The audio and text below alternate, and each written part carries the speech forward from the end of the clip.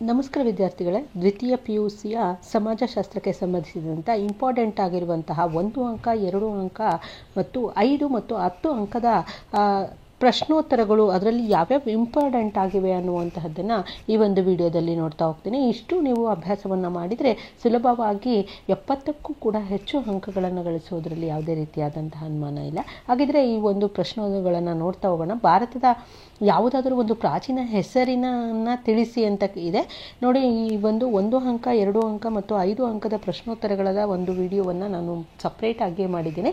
ಅದರ ಒಂದು ಲಿಂಕನ್ನು ಡಿಸ್ಕ್ರಿಪ್ಷನಲ್ಲಿ ಕೊಟ್ಟಿರ್ತೀನಿ, ಅದನ್ನು ನೋಡಿಬಿಟ್ಟು ನೀವು ರೆಫರ್ ಮಾಡ್ಬೋದು. ಅವಿಭಕ್ತ ಕುಟುಂಬವನ್ನು ಬೃಹತ್ ಮನೆ ಎಂದವರು ಯಾರು ಅನ್ನುವಂಥದ್ದು, ಭೂಸುಧಾರಣಾ ತತ್ವವೇ ವಿವರಿಸಿ ಅಂತ. ಹಾಗೆ ಮಾರುಕಟ್ಟೆ ಎಂದರೇನು, ಭಾರತದ ಯಾವುದಾದರೂ ಒಂದು ಮಹಿಳಾ ಸಂಘಟನೆಯನ್ನು ಬರೆಯಿರಿ ಅಂತ ಕೇಳಿದ್ದಾರೆ. ಇದು 1 ಅಂಕದ ಪ್ರಶ್ನೋತ್ತರಗಳು. ಭಾರತದ ಯಾವುದಾದರೂ ಒಂದು ಧಾರ್ಮಿಕ ಸಮುದಾಯವನ್ನು ಹೆಸರಿಸಿ. ಯಾವ ವರ್ಷದಲ್ಲಿ ಶೌಚಾಲಯ ಸಂಘಟನೆಯನ್ನು ಸ್ಥಾಪಿಸಲಾಗುತ್ತೆ. ಹಾಗೆ ಕಾಗೋಡು ಸತ್ಯಾಗ್ರಹದ ಘೋಷವಾಕ್ಯವೇನು, SEG ವಿಸ್ತರಿಸಿ ಅಂತ ಇದೆ. ಜನಸಂಖ್ಯೆಯ ವಿಭಜಿತ ವರ್ಷ ಯಾವುದು, ಹಸಿರು ಕ್ರಾಂತಿಯ ಪಿತಾಮಹ ಯಾರು, TRPಯನ್ನು ವಿಸ್ತರಿಸಿ ಅಂತ ಇದೆ. ಹಾಗೆ ಆಧುನೀಕರಣ ನೋಡಿ, ಈ ಒಂದು ವಿಸ್ತರಿಸಿ ಅನ್ನುವಂಥದ್ದು ಅವುಗಳದ ಒಂದು ವಿಡಿಯೋವನ್ನು ಮುಂದಿನ ಒಂದು ವಿಡಿಯೋದಲ್ಲಿ ಕೊಡ್ತೀನಿ, ಅದನ್ನು ಕೂಡ ನೀವು ರೆಫರ್ ಮಾಡ್ಬೋದು. ಆಧುನೀಕರಣ ಪರಿಕಲ್ಪನೆಯನ್ನು ಪರಿಚಯಿಸಿದವರು ಯಾರು, ಅತ್ಯಂತ ಕಡಿಮೆ ಲಿಂಗಾನುಪಾತ ಹೊಂದಿದಂತಹ ಕರ್ನಾಟಕದ ಜಿಲ್ಲೆ ಯಾವುದು ಅಂತ ಇದೆ. ಭಾರತೀಯ ಸಂವಿಧಾನದ ಯಾವ ಕಲಂ ಅಸ್ಪೃಶ್ಯತೆಯನ್ನು ನಿಷೇಧಿಸುತ್ತದೆ ಅಂತ. ಭಾರತದ ಮೊದಲ ವಾರ್ತಾಪತ್ರಿಕೆ ಯಾವುದು, ಭೂಮಿಯ ಹಕ್ಕಿಗಾಗಿ ಸ್ವತಂತ್ರ ಭಾರತದಲ್ಲಿ ನಡೆದ ಮೊದಲ ಸತ್ಯಾಗ್ರಹ ಯಾವುದು, ಭಾರತದಲ್ಲಿ ಮೊದಲು ಹಿಂದುಳಿದ ವರ್ಗಗಳ ಆಯೋಗದ ಅಧ್ಯಕ್ಷರು ಯಾರು, ಸಂವಿಧಾನದ ಯಾವ ವಿಧಿ ಭಾರತೀಯ ನಾಗರಿಕರಿಗೆ ಮತದಾನದ ಹಕ್ಕನ್ನು ನೀಡಿದೆ, ತಟಸ್ಥ ನೀತಿಯ ಮತ್ತೊಂದು ಹೆಸರೇನು, ಕರ್ನಾಟಕದಲ್ಲಿ ನೀರ ಚಳವಳಿಯ ನಾಯಕತ್ವವನ್ನು ವಹಿಸಿದವರು ಯಾರು, ಬಂದ ಮೊದಲ ಯುರೋಪಿಯನ್ನರು ಯಾರು, ಅವಿಭಕ್ತ ಕುಟುಂಬವನ್ನು ಮಹಾಮನೆ ಎಂದವರು ಯಾರು, ಏಷ್ಯನ್ ರಾಮಗ್ರಂಥದ ಕರ್ತರು ಯಾರು, ಹಾಗೆ SEGಯನ್ನು ವಿಸ್ತರಿಸಿ ಅಂತ ಇದೆ. ಕಾಸ್ಟ್ ಎಂಬ ಪದದ ಉತ್ಪತ್ತಿ ಯಾವುದು ಅಂತ ಇದೆ. ಲಿಂಗ ತಾರತಮ್ಯ ಎಂದರೇನು, ಬುಡಕಟ್ಟನ್ನು ವ್ಯಾಖ್ಯಾನಿಸಿ. ಸಾಮಾಜಿಕ ಚಳವಳಿಯ ಒಂದು ಮೂಲಾಂಶವನ್ನು ಬರೆಯಿರಿ. ಹಾಗೆ UNPಯನ್ನು ವಿಸ್ತರಿಸಿ. ಆದಿವಾಸಿಗಳನ್ನು ಹಿಂದೂಗಳು ಎಂದು ಕರೆದವರು ಯಾರು, ಲಿಂಗ ತಾರತಮ್ಯ ಎಂದರೇನು, SNDP ವಾಕ್ಯವನ್ನು ತಿಳಿಸಿ. 2011ರ ಜನಗಣತಿಯ ಪ್ರಕಾರ ಕರ್ನಾಟಕದ ಯಾವ ಜಿಲ್ಲೆಯಲ್ಲಿ ಅತಿ ಹೆಚ್ಚು ಪರಿಶಿಷ್ಟ ಪಂಗಡ ಜನರಿದ್ದಾರೆ, ಆದಿವಾಸಿಗಳನ್ನು ಗಿರಿಜನ ಎಂದು ಹೇಳಿದಂತಹವರು ಯಾರು, ಹಾಗೆ ಕಾಣದ ಕೈ ಪರಿಕಲ್ಪನೆಯನ್ನು ಪರಿಶೀಲಿಸಿದವರು ಯಾರು, ಭಾರತದ ಪ್ರಾಚೀನ ನಾಗರಿಕತೆಯನ್ನು ಹೆಸರಿಸಿ. ಸಂವಿಧಾನದ ಯಾವ ವಿಧಿ ಮಾನವನ ಬಲವಂತದ ದುಡಿಮೆಯನ್ನು ನಿಷೇಧಿಸಿದೆ. ಹಾಗೆ ಸತ್ಯಶೋಧಕ ಸಮಾಜದ ಯಾವುದಾದರೂ ಒಂದು ಉದ್ದೇಶವನ್ನು ತಿಳಿಸಿ ಅಂತ ಇದೆ. ದ್ವಿಜ ಎಂಬ ಪದದ ಅರ್ಥವನ್ನು ತಿಳಿಸಿ. ಅವಿಭಕ್ತ ಕುಟುಂಬವನ್ನು ಕೂಡ ಬಂಡವಾಳ ಸಂಸ್ಥೆ ಅಂತ ಕರೆದವರು ಯಾರು ಅಂತ ಇದೆ. ಹಾಗೆ MGNAREGAನ ವಿಸ್ತರಿಸಿ ಅಂತ ಇದೆ. ಜನತಾ ವಿಪ್ಲವ ಅಂತ ಅಂದವರು 2 ಪ್ರಶ್ನೆಗಳನ್ನು ಮಾತ್ರ ನೋಡ್ತಾ ಹೋಗೋಣ. ರಾಷ್ಟ್ರೀಯ ಭಾವೈಕ್ಯತೆ 2 ಸವಾಲುಗಳನ್ನು ತಿಳಿಸಿ ಅಂತ ಇದೆ. ಇವು ಇಂಪಾರ್ಟೆಂಟ್ ಆಗಿರುವಂತಹ ಕ್ವಶನ್ಗಳು. ಕರ್ನಾಟಕದ 2 ಪ್ರಬಲ ಜಾತಿಗಳನ್ನು ಹೆಸರಿಸಿ ಅಂತ ಕೇಳಿದರೆ. ಸ್ತ್ರೀ ಶಕ್ತಿ ಕಾರ್ಯಕ್ರಮದ 2 ಉದ್ದೇಶಗಳನ್ನು ತಿಳಿಸಿ. IRDPಯನ್ನು ವಿಸ್ತರಿಸಿ. ಮ್ಯಾಕ್ಡೊನಾಲ್ಡೀಕರಣ ತತ್ವಗಳನ್ನು ತಿಳಿಸಿ ಅಂತ ಇದೆ. ಸಾಮಾಜಿಕ ಚಳವಳಿಯ 2 ಮೂಲಾಂಶಗಳನ್ನು ತಿಳಿಸಿ. ಪಾಶ್ಚಾತ್ಯೀಕರಣದ 2 ಕ್ಷೇತ್ರಗಳನ್ನು ತಿಳಿಸಿ. ಆಧುನೀಕರಣವನ್ನು ವ್ಯಾಖ್ಯಾನಿಸಿ. ಡಿ-ಮಾರು ಎಂಬುದನ್ನು ಏನನ್ನು ಸೂಚಿಸುತ್ತದೆ. ಕರ್ನಾಟಕದ ಯಾವುದಾದರೂ 2 ಹಿಂದುಳಿದ ವರ್ಗಗಳ ಆಯೋಗಗಳನ್ನು ಹೆಸರಿಸಿ. ಸ್ವಸಹಾಯ ಸಂಘಗಳ ಮೂಲಕ ಸಾಲ ಪಡೆಯುವುದರ 2 ಅನಾನುಕೂಲಗಳನ್ನು ತಿಳಿಸಿ. ಗ್ರಾಮ ಪಂಚಾಯಿತಿಯ 2 ಕಾರ್ಯಗಳನ್ನು ತಿಳಿಸಿ. ಭಾರತೀಯ ನಗರಗಳ 2 ಸಮಸ್ಯೆಗಳನ್ನು ತಿಳಿಸಿ. ದೂರದರ್ಶನದ ಜನಪ್ರಿಯತೆಗೆ ಕಾರಣವಾದ ಮಹಾಕಾವ್ಯಗಳನ್ನು ತಿಳಿಸಿ. ಮಲಪ್ರಭಾ ರೈತರ ಪ್ರತಿಭಟನೆಗೆ ಯಾವುದಾದರೂ 2 ಕಾರಣಗಳನ್ನು ತಿಳಿಸಿ. ಹಾಗೆ ಜಾಗತೀಕರಣವನ್ನು ವ್ಯಾಖ್ಯಾನಿಸಿ. ML ಶ್ರೀನಿವಾಸರವರು ರಚಿಸಿದಂತಹ ಯಾವುದಾದರೂ 2 ಗ್ರಂಥಗಳನ್ನು ತಿಳಿಸಿ ಅಂತ ಇದೆ. ಕೋಮುವಾದ ಎಂದರೇನು, ನಿಶ್ಚಯತ್ನ ಕ್ರಿಯೆ ಎಂದರೇನು ಅಂತ ಇದೆ. ಅವಿಭಕ್ತ ಕುಟುಂಬವನ್ನು ವ್ಯಾಖ್ಯಾನಿಸಿ. ಹಸಿರು ಕ್ರಾಂತಿ ಎಂದರೇನು, ವಿಶೇಷ ಆರ್ಥಿಕ ವಲಯ ಎಂದರೇನು, ಅಗೋಚರ ಮಾರುಕಟ್ಟೆ ಎಂದರೇನು, ಸಾಮಾಜಿಕ ಚಳುವಳಿಯ 2 ಪ್ರಕಾರಗಳನ್ನು ತಿಳಿಸಿ. ಜೈನ ಧರ್ಮದ ಉಪಪಂಗಡಗಳನ್ನು ಹೆಸರಿಸಿ. ಹಾಗೆ ಪ್ರಬಲ ಜಾತಿ ಎಂದರೇನು, ಸೂಕ್ಷ್ಮ ಹಣಕಾಸಿನ 2 ಲಕ್ಷಣಗಳನ್ನು ಬರೆಯಿರಿ. ಗ್ರಾಮ ಪಂಚಾಯಿತಿಯ 2 ಕಾರ್ಯಗಳನ್ನು ತಿಳಿಸಿ. ಕನ್ನಡದ 2 ವಾರ್ತಾವಾಹಿನಿಗಳನ್ನು ಬರೆಯಿರಿ. ಸಾಮಾಜಿಕ ಚಳುವಳಿ ಎಂದರೇನು, ಇನ್ನು ಪಾಶ್ಚಾತ್ಯೀಕರಣದ 2 ಕ್ಷೇತ್ರಗಳನ್ನು ಬರೆಯಿರಿ. ಭಾರತದ 2 ಬಹುರಾಷ್ಟ್ರೀಯ ಕಂಪನಿಗಳನ್ನು ಹೆಸರಿಸಿ. ಜನಸಂಖ್ಯಾಶಾಸ್ತ್ರದ 2 ವಿಧಾನಗಳನ್ನು ಬರೆಯಿರಿ. ಸಾಮಾಜಿಕ ಸಮಾನತೆ ಎಂದರೇನು?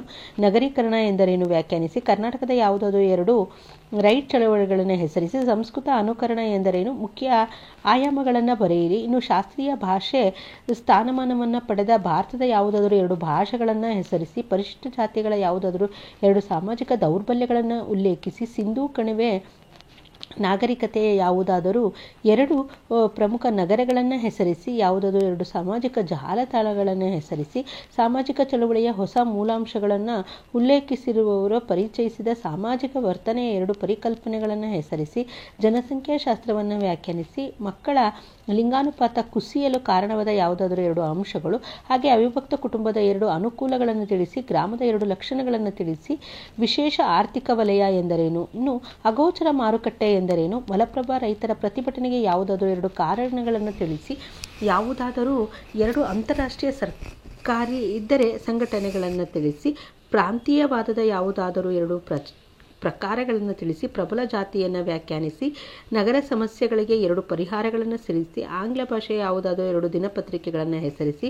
ಪಾಶ್ಚಿಮತೀಕರಣ ಎಂದರೇನು? ಜಾಗತೀಕರಣಕ್ಕೆ ಸಹಾಯಕವಾದಂಥ ಯಾವುದಾದರೂ 2 ಅಂಶಗಳನ್ನು ಬರೆಯಿರಿ. ಕರ್ನಾಟಕದ ಯಾವುದಾದರೂ 2 ಪ್ರಬಲ ಜಾತಿಗಳನ್ನು ಗುರುತಿಸಿ. ಸಾಮಾಜಿಕ ಸಮಯಕ್ಕೆ ಎಂದರೇನು? ದೂರದರ್ಶನದ ಅಳತೆ ಬಿಂದು ಯಾವುದು? ಆರ್ಯನೀಕರಣ ಪ್ರಕ್ರಿಯೆಗೆ ಅಡ್ಡಿಯಾದ 2 ಅಂಶಗಳನ್ನು ತಿಳಿಸಿ. ಭಾರತದ ಯಾವುದಾದರೂ 2 ಮೆಟ್ರೋಪಾಲಿಟನ್ ನಗರಗಳನ್ನು ಹೆಸರಿಸಿ. ಮೆಕಿನ್ಸೆ ಮಾದರಿಯ ಅಭಿವೃದ್ಧಿ ಎಂದರೇನು? ಜಾಗತಿಕ ದೃಷ್ಟಿಕೋನದ ಆಯಾಮಗಳನ್ನು ತಿಳಿಸಿ. ಬಿಟಾರ್ಕ್ ರವರೇ ಸಾಮಾಜಿಕ ಚಳವಳಿಯ ಪ್ರಮುಖ ಅಂಶಗಳನ್ನು ಬರೆಯಿರಿ. ಭಾರತೀಯ ಸಮಾಜವನ್ನು ಬಹುವಿಧ ಸಮಾಜ ಎಂದು ಕರೆಯಲಾಗುತ್ತದೆ.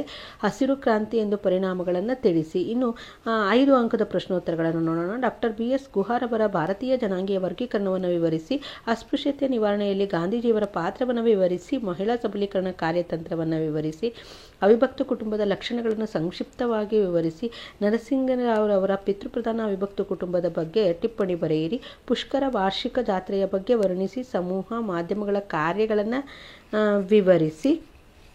ಹಾಗೆ ಸಂಸ್ಕೃತ ಅನುಕರಣದ ಪ್ರಮುಖ ಅಂಶಗಳನ್ನು ವಿವರಿಸಿ. ಭಾರತದ ವೈವಿಧ್ಯತೆಯ ಸ್ವರೂಪವನ್ನು ವಿವರಿಸಿ. ಗ್ರಾಮದ ಲಕ್ಷಣಗಳನ್ನು ವಿವರಿಸಿ. ಪಂಡೆ ಮತ್ತು ಸರೋಜ್ ಆರೋರ್ ಅವರ ರೈತರ ಆತ್ಮಹತ್ಯಾ ಅಧ್ಯಯನದ ವಿಧಾನವನ್ನು ವಿವರಿಸಿ ಪ್ರಕಾರವನ್ನು. ಹಾಗೆ ರೈತರ ಚಳುವಳಿಯನ್ನು ವಿವರಿಸಿ. ಮಹಿಳೆಯರ ಇತ್ತೀಚಿನ ಸಮಸ್ಯೆಗಳನ್ನು ಪಟ್ಟಿ ಮಾಡಿ ಸಂಕ್ಷಿಪ್ತವಾಗಿ ವಿವರಿಸಿ. ಬಾರ್ಬಿ ಗೊಂಬೆ ಒಂದು ಜಾಗತಿಕ ಪ್ರಜೆ ಎಂದು ವಿವರಿಸಿ. ಬುಡಕಟ್ಟು ಪಂಚಶೀಲ ತತ್ವಗಳನ್ನು ವಿವರಿಸಿ. ಹಾಗೆ ಅವಿಭಕ್ತ ಕುಟುಂಬಗಳ ಪರಿವರ್ತನೆಗೆ ಕಾರಣವಾದ ಅಂಶಗಳನ್ನು ವಿವರಿಸಿ. ರೈತರ ಆತ್ಮಹತ್ಯೆಗೆ ಕಾರಣವಾದಂತಹ ಅಂಶಗಳನ್ನು ತಿಳಿಸಿ. ಕೊಳಚೆ ಪ್ರದೇಶಗಳನ್ನು ವಿವರಿಸಿ. ಸಮೂಹ ಮಾಧ್ಯಮಗಳ ಕಾರ್ಯಗಳನ್ನು ತಿಳಿಸಿ. ಸಾಮಾಜಿಕ ಚಳುವಳಿಯ ಮೂಲಾಂಶಗಳನ್ನು ವಿವರಿಸಿ. ಆಧುನೀಕರಣಕ್ಕೆ ಕಾರಣವಾದಂತಹ ಅಂಶಗಳನ್ನು ಬರೆಯಿರಿ. ರಾಷ್ಟ್ರೀಯ ಜನಸಂಖ್ಯಾ ನೀತಿ 200ರ ಉದ್ದೇಶವನ್ನು ಬರೆಯಿರಿ. ಇನ್ನು ಜಾತಿ ದೌರ್ಬಲ್ಯವನ್ನು ವಿವರಿಸಿ. BP ಮಂಡಳಿ ಆಯೋಗದ ಹಿಂದುಳಿದಿರುವಿಕೆಯ ಮಾನದಂಡಗಳನ್ನು ಬರೆಯಿರಿ ಅಂತ ಇದೆ. ಬುಡಕಟ್ಟು ಕಲ್ಯಾಣ ಕಾರ್ಯಕ್ರಮಗಳನ್ನು ವಿವರಿಸಿ. ಹಾಗೆ ಲಿಜತ್ ಪಾಪಡ್ ಬಗ್ಗೆ ಟಿಪ್ಪಣಿ ಬರೆಯಿರಿ. ಅವಿಭಕ್ತ ಕುಟುಂಬದ ಅನಾನುಕೂಲಗಳನ್ನು ಬರೆಯಿರಿ. ಭಾರತದ ಏಕತೆಯ ಸ್ವರೂಪವನ್ನು ವಿವರಿಸಿ. ಸಬಲೀಕರಣದ ಕಾರ್ಯತಂತ್ರಗಳನ್ನು ಪಟ್ಟಿ ಮಾಡಿ. ಅಸ್ಪೃಶ್ಯತೆ ನಿವಾರಣೆಯಲ್ಲಿ ಗಾಂಧೀಜಿಯ ಪಾತ್ರವನ್ನು ವಿವರಿಸಿ. ಭಾರತೀಯ ಗ್ರಾಮಗಳ ಸಾಮಾಜಿಕ ಸಮಸ್ಯೆಯನ್ನು ಬರೆಯಿರಿ. ಕನ್ನಡದ 5 ದಿನಪತ್ರಿಕೆಗಳ ಬಗ್ಗೆ ಬರೆಯಿರಿ. ಒಂದು ಸಾಮಾಜಿಕ ಸಂಸ್ಥೆ ಸಮರ್ಥಿಸಿ. ಸಮರ್ಥಿಸಿ. ಭಾರತದಲ್ಲಿನ ರೈತ ಚಳವಳಿಯ 5 ಪ್ರಕಾರದ ಪರಿಕರಣವನ್ನು ವಿವರಿಸಿ. ಕರ್ನಾಟಕದಲ್ಲಿ ದಲಿತ ಚಳವಳಿಯನ್ನು ವಿವರಿಸಿ. ಸಮೂಹ ಮಾಧ್ಯಮ ಎಂದರೇನು? ಅದರ ಕಾರ್ಯಗಳನ್ನು ವಿವರಿಸಿ. ಕ್ಯಾಥಲಿಂಗ್ ಪ್ರಕಾರ ರೈತರ ಹೋರಾಟಗಳಿಗೆ ಕಾರಣವಾದಂತಹ ಅಂಶಗಳನ್ನು ಬರೆಯಿರಿ. ಭಾರತದಲ್ಲಿ ಮಹಿಳಾ ಚಳವಳಿಯನ್ನು ಇತ್ತೀಚೆಗೆ ಬೆಳವಣಿಗೆಗಳೊಂದಿಗೆ ವಿವರಿಸಿ. ತರವಾಡು ಕುರಿತು ಟಿಪ್ಪಣಿ ಬರೆಯಿರಿ. ಕೊಳಚೆ ಪ್ರದೇಶದ ಯಾವುದಾದರೂ 5 ಲಕ್ಷಣಗಳನ್ನು ಬರೆಯಿರಿ. ದೊರೆ ಬುಡಕಟ್ಟು ಮಾರುಕಟ್ಟೆ ರಚನೆಯನ್ನು ವಿವರಿಸಿ. ಸಂಸ್ಕೃತ ಅನುಕರಣದ ಪ್ರಮುಖ ಅಂಶಗಳನ್ನು ವಿವರಿಸಿ. ಇನ್ನು 1955ರ ಅಸ್ಪೃಶ್ಯತಾ ಕಾನೂನಿನ ಮುಖ್ಯಾಂಶಗಳನ್ನು ಬರೆಯಿರಿ. ಹಾಗೆ ಸಮಾಜಶಾಸ್ತ್ರದ 10 ಅಂಕದ ಪ್ರಶ್ನೋತ್ತರಗಳು. ಜನಸಂಖ್ಯಾಶಾಸ್ತ್ರವನ್ನು ವ್ಯಾಖ್ಯಾನಿಸಿ. ಜನಸಂಖ್ಯಾ ಚಿತ್ರಣದ ಪ್ರಮುಖ ಲಕ್ಷಣಗಳನ್ನು ವಿವರಿಸಿ. ಜಾತಿಯ ಅರ್ಥವನ್ನು ತಿಳಿಸಿ ಮತ್ತು ಅದರ ಸಾಂಪ್ರದಾಯಿಕ ಲಕ್ಷಣಗಳನ್ನು ವಿವರಿಸಿ. ಇನ್ನು ರೈತರ ಆತ್ಮಹತ್ಯೆಯನ್ನು ತಡೆಗಟ್ಟಲು ಸರ್ಕಾರ ಕೈಗೊಂಡ ಇತ್ತೀಚಿನ ಕ್ರಮಗಳನ್ನು ವಿವರಿಸಿ. ಭಾರತದಲ್ಲಿ ಹಿಂದುಳಿದ ವರ್ಗಗಳ ಚಳುವಳಿಯನ್ನು ವಿವರಿಸಿ.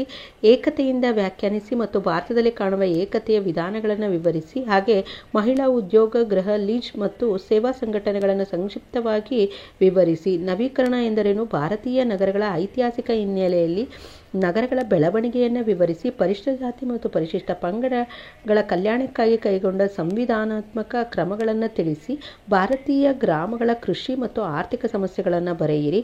ರಾಷ್ಟ್ರೀಯ ಭಾವೈಕ್ಯತೆ ಎಂದರೇನು, ಅದರ ಸವಾಲುಗಳನ್ನು ವಿವರಿಸಿ ಭಾರತೀಯ ನಗರಗಳ ಸಮಸ್ಯೆಯನ್ನು ವಿವರಿಸಿ. ನಿಶ್ಚಯಾತ್ಮಕ ಎಂದರೇನು ಮತ್ತು ಭಾರತದ ಸಂವಿಧಾನದ ವಿವಿಧ ಕಲಂಗಳ ಮೂಲಕ ನಿಶ್ಚಯಾತ್ಮಕ ಕ್ರಿಯಾ ಆಶಯಗಳನ್ನು ಹೇಗೆ ಜಾರಿಗೊಳಿಸಲಾಗುತ್ತದೆ ಎಂಬುದನ್ನು ವಿವರಿಸಿ. ಗ್ರಾಮ ಎಂದರೇನು, ಭಾರತೀಯ ಗ್ರಾಮಗಳ ಲಕ್ಷಣಗಳನ್ನು ವಿವರಿಸಿ. ಬ್ರಿಟಿಷ್ ಅವಧಿಯಲ್ಲಿ ಜಾತಿ ವ್ಯವಸ್ಥೆಯಲ್ಲಿ ಉಂಟಾದಂತಹ ಪರಿವರ್ತನೆಗಳನ್ನು ವಿವರಿಸಿ. ಇಷ್ಟನ್ನು ನೀವು ಸರಿಯಾಗಿ ಅಭ್ಯಾಸ ಮಾಡಿದರೆ ಸುಲಭವಾಗಿ ಪರೀಕ್ಷೆಯನ್ನು ಬರೀಬಹುದು ಅನ್ನುವಂಥದ್ದು ನನ್ನ ಅನಿಸಿಕೆ. All the best for exam. Thank you.